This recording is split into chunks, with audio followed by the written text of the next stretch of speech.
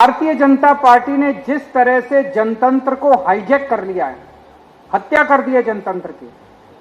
कहीं पूरे देश में कोई पार्टी जीत के आ जाए, इनको कोई फर्क नहीं पड़ता। उसके बाद ईडी से, सीबीआई से, पैसे से एमएलए तोड़ लेते हैं, पार्टियां तोड़ लेते हैं, सरकारें गिरा देते हैं, जेल भेज देते हैं, हर किस्म की वोट काट देते हैं, वोट ऐड करा देते हैं। विधानसभा, दिल्ली विधानसभा जहां पे हम बैठे हैं अभी, जब मैं जेल गया उसके पहले इस विधानसभा में 1,48,000 वोट थे। जब मैं लौट के आया उसमें 1,06,000 वोट बचे थे। 42,000 वोट इन्होंने 6 महीने के अंदर कटवा दिया। मैं पिछली बार 30,000 वोट से जीता था, 42,000 वोट कटवा दिए, मैं 3,000 वोट से हार गया। जीत कैसे सकते हो जब आप सारे वोट कटवा। लोग जो चले गए ये चोरी करके गए हैं, बीजेपी ने चोरी करी है। ये 6 सीट किसी के पिताजी की नहीं थी, ये 6 सीट पंजाबियों की थी, ये 6 सीट पंजाब के लोगों की थी। पंजाब के लोगों की 6 राज्यसभा की सीट थी। अभी जैसे मान साहब ने कहा 2 एमएलए और 6 सीट, ऐसा हो ही नहीं सकता। तो पंजाब के लोगों की 6 राज्यसभा की सीट के ऊपर डाका। आदरणीय मान साहब, मनीष जी, अमन अरोड़ा जी, यहाँ पे आए हुए सभी मंत्रीगण और सभी मेरे एमएलए भाई बहन, आप सब लोगों को मेरा नमस्कार, सबको सत श्री अकाल। सबसे पहले दिल्ली में आप लोगों का स्वागत है और मैं जानता हूँ आप सब लोग लंच का इंतज़ार कर रहे हैं। मैं ज़्यादा नहीं बोलूँगा, बस 2-3 मिनट में अपनी बात ख़त्म करूँगा। हमारी सरकार को बने लगभग 4 साल हो गए, 10 महीने बचे हैं चुनाव के। चुनाव के आखिरी साल में ऐसा बहुत कम होता है और ऐसी बहुत कम सरकारें होती हैं कि आखिरी साल में लोग उस सरकार की तारीफ कर रहे हों। 4 साल के बाद कहते हैं एंटी इनकम्बेंसी बहुत हो गई, एंटी इनकम्बेंसी बहुत हो गई। लेकिन पंजाब के अंदर मेरे पास रोज सर्वे आते हैं, पंजाब के हर हलके के, हर इलाके के। आप किसी पिंड में चले जाओ, किसी मोहल्ले में चले जाओ, आज पंजाब के अंदर एंटी इनकम्बेंसी नहीं है, प्रो इनकम्बेंसी है कि सरकार बहुत अच्छा काम कर रही है कि नहीं कर रही है। लोग खुल के तारीफ कर रहे हैं, दिल से तारीफ कर रहे हैं पंजाब सरकार की। और जिस तरह के अभी काम चल रहे हैं, मेरे पास रोज सड़कों की फोटो आती है, जो सड़कें बन रही है 40,000 किलोमीटर की, 44,000 किलोमीटर की सड़कें बन रही हैं। 9,000 किलोमीटर बन चुकी हैं, जून के अंत तक काफी बन जाएंगी, 1 महीने के बाद सारी और बन जाएंगी। ऐसी सड़कें आज तक पंजाब में कभी नहीं बनी थी।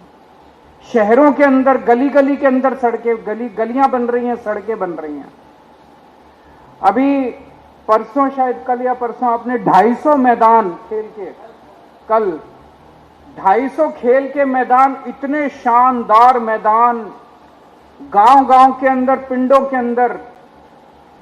पंजाब ने देश के सबसे अच्छे खिलाड़ी पैदा किए और वो खिलाड़ी तब निकले जब सरकारें उनकी कोई मदद नहीं करती थी। अब हर पिंड के अंदर इतने शानदार खेल के मैदान बन रहे हैं। 3,000 गांव में ऐसे शानदार मैदान बनेंगे और 6,000 गांव के अंदर नॉर्मल मैदान बनेंगे। हर गांव के अंदर खेलने के लिए बच्चों को मैदान मिलेगा। सारे जो तालाब थे, गंदे तालाब थे, उनकी सफाई करा दी गई।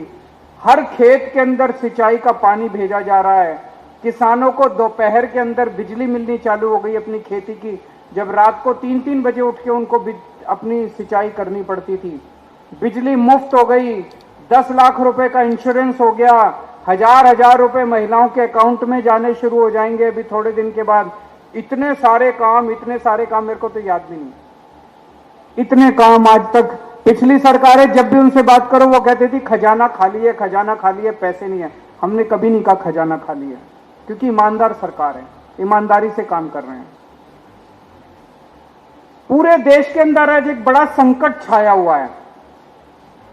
भारतीय जनता पार्टी ने जिस तरह से जनतंत्र को हाईजैक कर लिया है, हत्या कर दी है जनतंत्र की।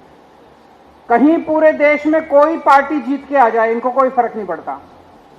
उसके बाद ईडी से, सीबीआई से, पैसे से एमएलए तोड़ लेते हैं, पार्टियां तोड़ लेते हैं, सरकारें गिरा देते हैं, जेल भेज देते हैं, हर किस्म की वोट काट देते हैं, वोट ऐड करा देते हैं। कल बंगाल का जो चुनाव, वो चुनाव थोड़ी था। पिछले 3-4 महीने से हम देख रहे हैं क्या तांडव चल रहा है बंगाल के अंदर। उसी तरह से उन्होंने बिहार के अंदर किया, उसी तरह से उन्होंने महाराष्ट्र के अंदर किया, उसी तरह से मेरी अपनी विधानसभा, दिल्ली विधानसभा जहां पे हम बैठे हैं अभी, जब मैं जेल गया उसके पहले इस विधानसभा में 1,48,000 वोट थे। जब मैं लौट के आया उसमें 1,06,000 वोट बचे थे। 42,000 वोट इन्होंने 6 महीने के अंदर कटवा दिया। मैं पिछली बार 30,000 वोट से जीता था, 42,000 वोट कटवा दिए, मैं 3,000 वोट से हार गया। जीत कैसे सकते हो जब आप सारे वोट कटवा दोगे? उसका तो कुछ भी नहीं बचेगा। पूरे देश के अंदर यही तांडव चल रहा है। आज जनतंत्र के ऊपर संकट है। जो हमारे शहीदों ने अपनी जान कुर्बान करके, भगत सिंह ने, सुभाष चंद्र बोस ने, जो हमारे देश के स्वतंत्रता सेनानियों ने अपनी जान कुर्बान करके शहीद हमें आजादी दिलाई थी, आज उस आजादी के ऊपर संकट आया हुआ है।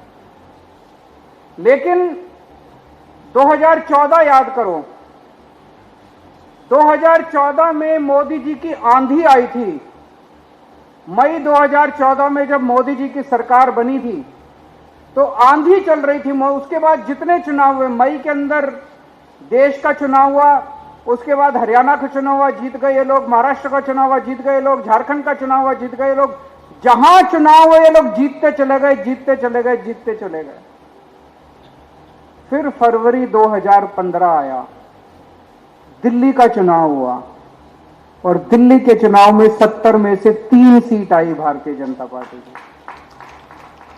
तो वो जो रामायण के अंदर एक कहानी है कि अश्वमेध का घोड़ा, भगवान राम ने अपना अश्वमेध का घोड़ा जब वापस आए, अयोध्या के राजा बने, अपना अश्वमेध का घोड़ा छोड़ा कि ये घोड़ा जहां जाएगा वो भगवान राम की जमीन हो जाएगी। और लव और कुश, उनके दोनों बच्चे, जिनका मंदिर अमृतसर में है, वहां पे जब भगवान राम का घोड़ा पहुंचा अमृतसर में, उन्होंने दोनों बच्चों ने उस घोड़े को रोक लिया और तब से कहा जाता है कि अश्वमेध का घोड़ा रोकने वाले लव और कुश थे। इसी तरह से दिल्ली वाले थे जिन्होंने अश्वमेध का घोड़ा रोका था। मोदी जी का घोड़ा चलता जा रहा था, चलता जा रहा था, चलता जा रहा था। दिल्ली वालों ने अश्वमेध का घोड़ा रोका था, आम आदमी पार्टी ने अश्वमेध का घोड़ा रोका था।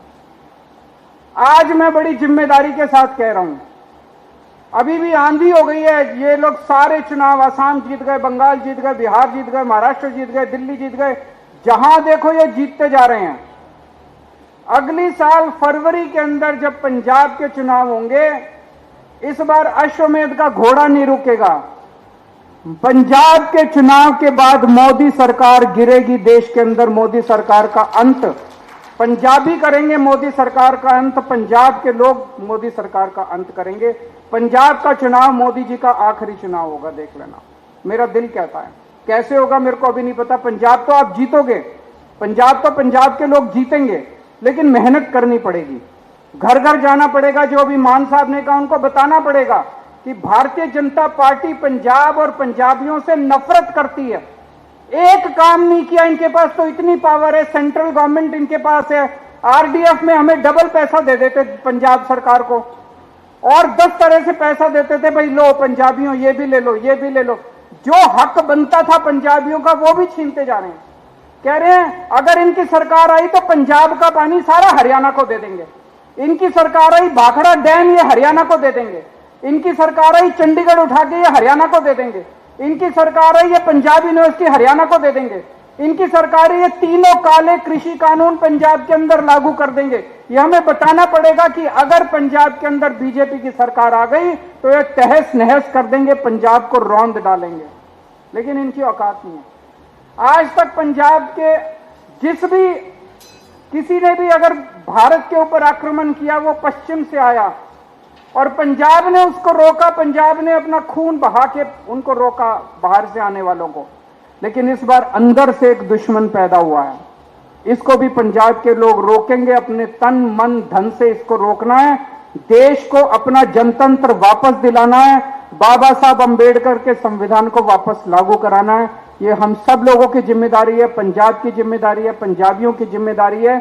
उसी के लिए आज आप सब लोग यहां पे आए हैं। ये 7 लोग जो चले गए, ये चोरी करके गए हैं, बीजेपी ने चोरी करी है।